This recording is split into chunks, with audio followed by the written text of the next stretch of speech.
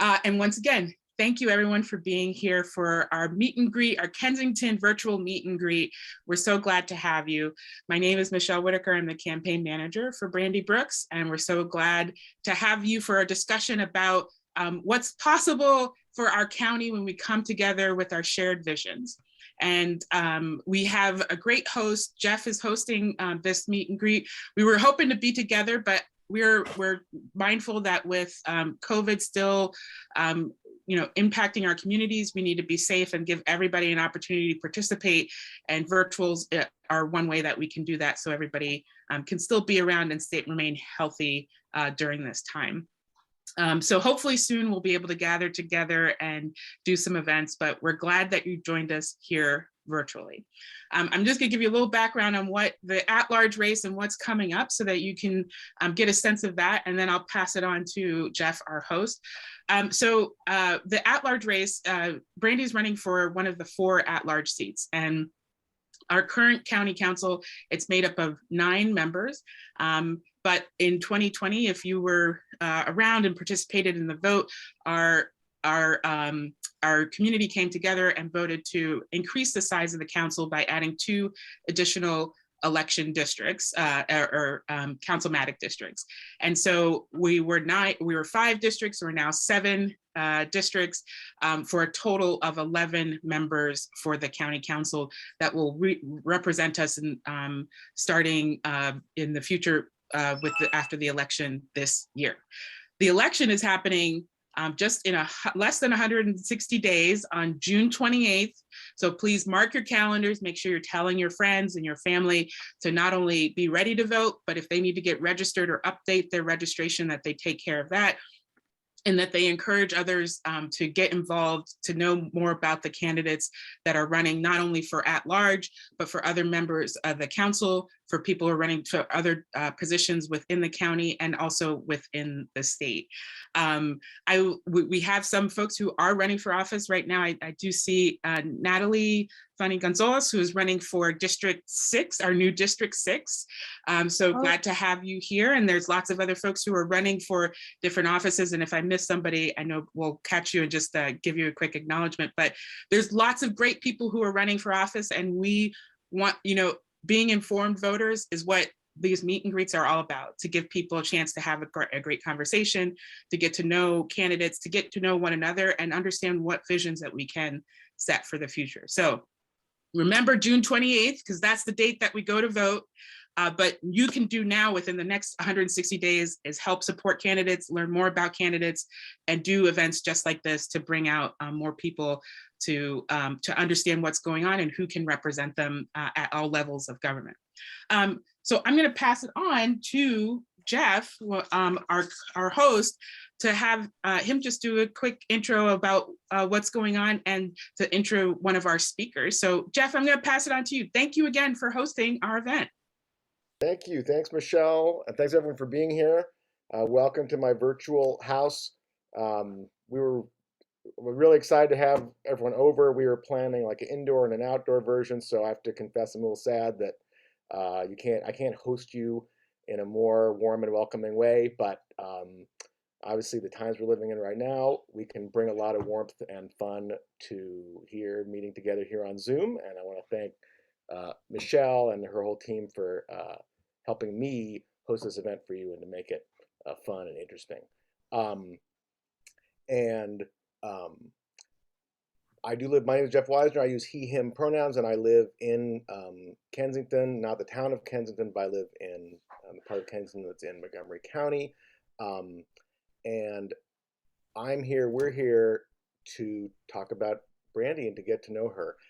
She is incredible, and I could just spend an hour going on about how amazing she is. But instead of you having to listen to me, I'm going to actually turn you over to a dear friend and colleague of mine in activism and work here in the county, and also somebody who has, along with me, really gotten to know Brandy on a more intimate level over the last few years through our work together. So please welcome my friend Christine Penzish. Yeah, thank you, Jeff. Thanks so much. And hi, everybody. Really wonderful to see you all. And thanks so much for joining us today for this fantastic opportunity to, in general, meet a good, strong candidate for county council well before the election. Like Michelle said, it's really important to be well informed and have a chance to get to know the candidates, sort of well in advance. And in particular, this is such a great time because you get to meet the truly fabulous Brandy Brooks. I'm so pleased to be able to say a few words about her in introduction. And why I think she's a great candidate to represent us and bring about some very needed change on the Montgomery County Council. So I was reflecting on the fact today that I've known Brandy for over 2 years now. I first met her when she worked with me and other local activists, including Jeff, to set up a series of online workshops about approaches to a Green New Deal for Montgomery County. A lot of things impressed me about Brandy in that process and in that project we worked on together. First of all, she was really well organized and strategic about managing meetings, about managing outreach, and about managing the overall process over 3 workshops and a lot of background work. Secondly, she brought in very experienced, thoughtful contacts from a variety of county groups to those workshops, including groups, organizations working here in the county on health, economic opportunity, and equity issues. And then next, she and her contacts brought a lot of really great new ideas about those topics to the conversations that we held in the online seminars. But at the same time, I was impressed that Brandy set some clear boundaries at that time on what she could and could not do in organizing the webinars. And I think that says a lot about a person when they have a clear sense of what their time and abilities can and cannot do. I think that's really, really important to have somebody both idealistic and realistic. It's not that easy to come by. We had really good turnout for the online workshops, and I thought we were able to get some impressive new faces and new ideas out a little more broadly across the county. That was my first preview of the kind of organizing and the kind of well-considered new ideas that Brandy can bring to the table here in this county. I know she continues to build her networks across the county. I know those networks are diverse. Just take a look at the endorsements on her campaign website. They're really a lot of very, very cool people. And I know all those people are are thinking about well-being for all here in Montgomery County. I've also had the chance to see Brandy in action more recently when we were organizing another event for her this past fall. At that time, Brandy happened to be facing a few challenges on the home front. The water wasn't working in her apartment. She had to move out of her apartment and operate from a hotel for weeks. She juggled a lot of disruptions and changes, but she never missed a beat, kept a strategic focus on her work and her campaign, and got through it, I would say, rock steady. I know it was sometimes very frustrating, but she stayed calm, thoughtful, and organized throughout it. So I know how Brandy will meet challenges. She'll think big, she'll work on all the details that have to be handled, and she'll get through them in a very constructive way. So Brandy's focus is and has been for a long time on organizing for equity and justice in housing, in transport, in food systems, education, employment, and economic opportunity, policing, healthcare, and voting and civic engagement. This is really good for marginalized groups in the county, but it's also really good for all of us. Brandy gets the need to keep the county's economic base vibrant and lively, and she gets that helping small businesses and immigrant entrepreneurs thrive is an important way to do that. She gets that we need more housing in the county and that new rental options, developers, and new financing for low-income home mortgages are needed for that. She gets that we need high-quality healthcare for everybody, because as we know very well from the past 2 years on healthcare, we all need to move forward together. In fact, in general, we all need to move forward together, and we need lots of new ideas for how to do that. So I know that Brandy is the right person to lead us on that in this county. And I'm really pleased to have her in the running and to have her speak with us here this afternoon. So with just that, I wanted to turn over the baton and the stage to the truly fabulous Brandy Brooks.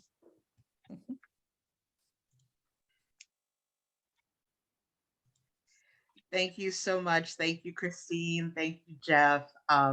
It's really wonderful and it's really affirming when you can have colleagues that you've just loved working with come and speak such lovely words about you. I think, and I really enjoyed our process of being able to work together and to try and advance really important policy for our communities around what it looks like to build environmental and climate policy in a way that holds all of us truly, in a way that supports all of us to thrive, just the way that Christine was talking about.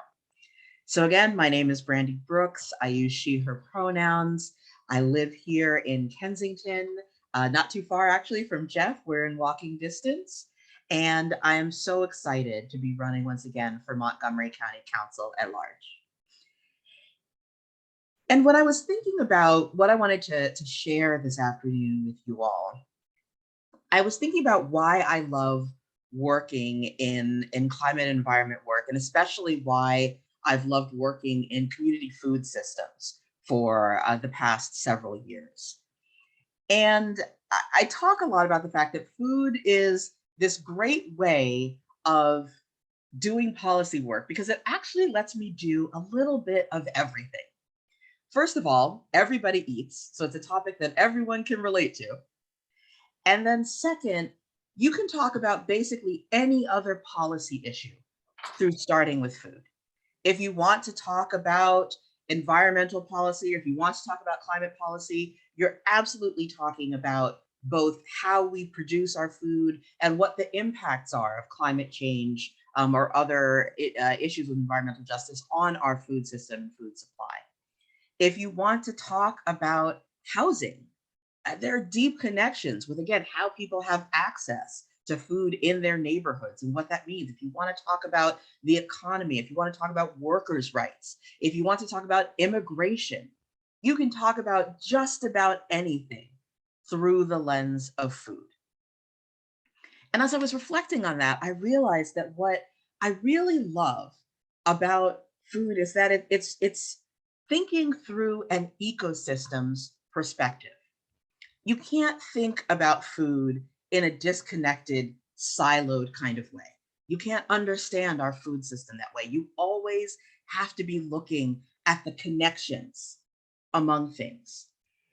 And that's a really critical lens to be able to take into the way that we think about public policy, that we think about the health and well-being of our communities, and what kinds of systems of politics and policy and governance we actually need to prosper together as a community.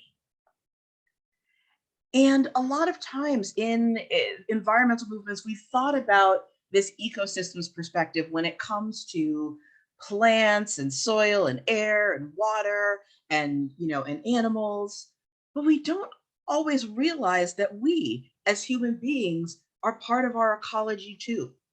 And that the systems that we create together, the social systems, the economic systems, the political systems, those are also all part of the ecology, all part of our understanding of what's happening in and around our homes, in and around the spaces that we occupy.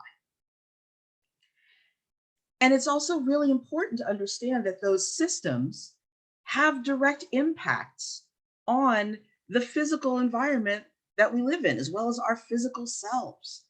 So when we really think from an ecological perspective, we realize that all of these things are deeply intertwined. And that's actually the way that I approach not only climate and environmental policy, but all of my policy work, is from that understanding of our interconnectedness and the interconnectedness of the issues that we face.